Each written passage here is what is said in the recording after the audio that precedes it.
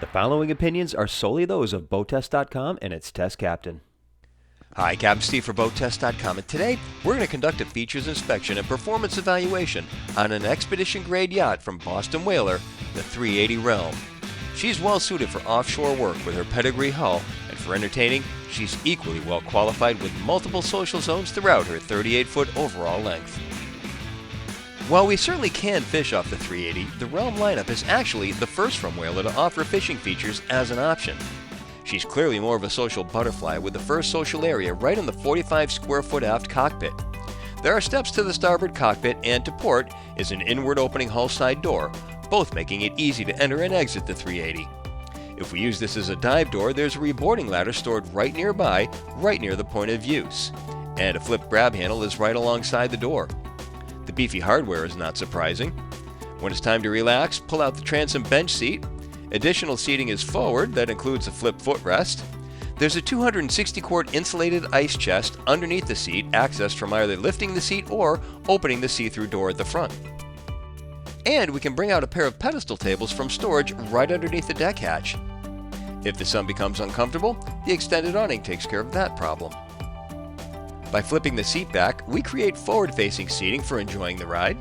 Reversing the helm seat allows us to have another social zone. Flip footrests are provided under these seats, and one of the tables from just aft can be relocated here for added functionality. All under the protection of the hardtop that has two firsts for Whaler, an optional sunroof and paddleboard racks. Across is what Whaler calls the summer kitchen. A section of the Corian lifts and swivels to reveal the electric grill while still leaving a counter prep area. A lid is over the sink, and when removed, it stores right underneath.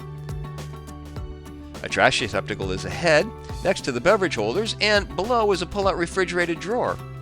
There's more storage alongside, and ahead is even storage for a 5-gallon bucket. Notice how the observer seat with its flip footrest, bolster, and armrest swivels to join the social zone as well. As we make our way to the bow, storage bins line the outboard bulwarks. A clever door and a gas strut-assisted window create an air block. The forward social zone consists of wraparound seating and bolsters surrounding a beautifully finished table with inlay work. The aft seats include flip armrests with beverage holders, as if the boat needed more. Storage is under the seats. The table lowers, and a filler cushion creates a full sun pad, or we can add shade with a quickly assembled bow sunshade. A 70-quart cooler even includes a gas strut supported hatch. For overnighting, the cabin includes forward V seating surrounding a high-low table for conversion to a berth.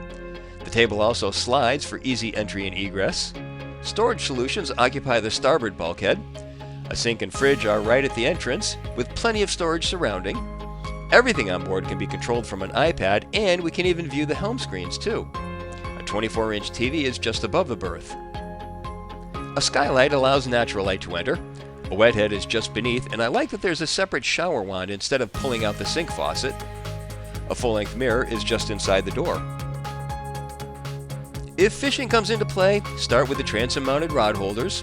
Fresh and raw water washdowns are in the aft bulwarks. Notice the trays for excess dock lines, how they also serve as tow rails.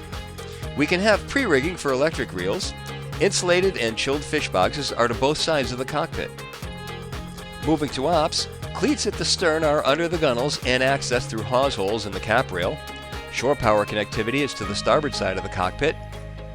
Under the cockpit deck is the mechanical room housing the 10 kW diesel generator, the macerator pump for the port in-deck fish box, the black water pump leading to the closed through hull, the diesel filter for the genset with the fuel pump alongside, the 40-amp battery charger, the portside battery distribution panel and relays, of course a battery. The black water holding tank is ahead. Here's the Seakeeper gyro, the power steering pumps, the starboard batteries, the starboard distribution panel, the gyro water pump, another 40-amp battery charger, the fire suppression system, the red air conditioning and refrigeration pump, the black generator muffler.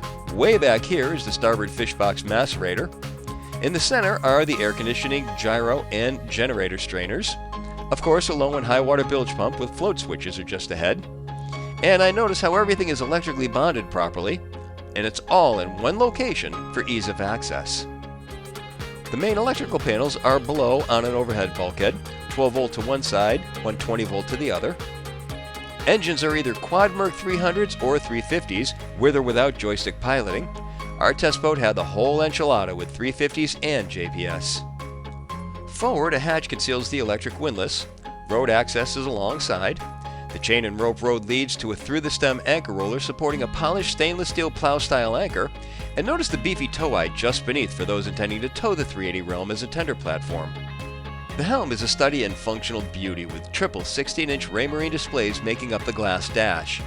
Electrical switches are to both sides of the climate control vents just above, which are supplemented by the electrically actuated window vent, and we can also control everything from the touchscreens. Below the screens are the Fusion stereo with optional Sirius XM and the dual ignitions. To the right is the 9-inch Mercury VessaView display with, among its many features, cruise assist speed control, bow hook, skyhook, and drift hook. The digital throttle and shift is on a console extension to the right, and further right is the JPO joystick. The breaker panel is conveniently located next to the helm for a change. High marks to Whaler for that. Of course, when it came time to get underway, that Mercury joystick steering made a non-event of the procedure.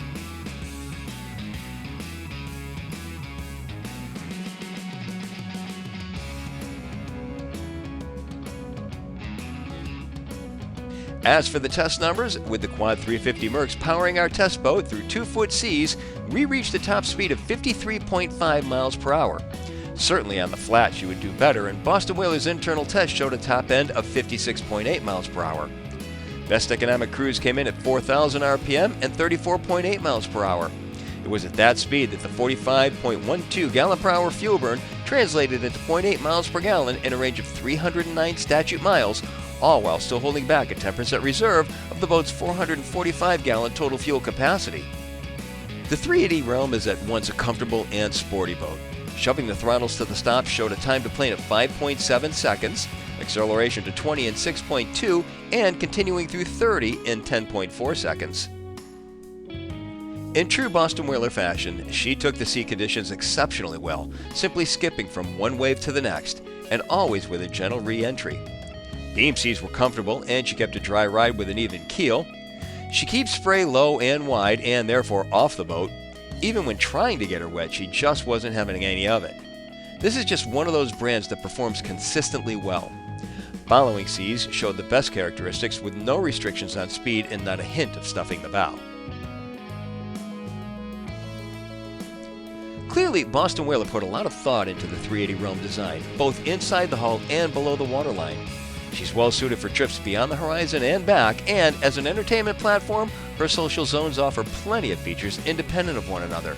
She really is the full package, just missing the bow.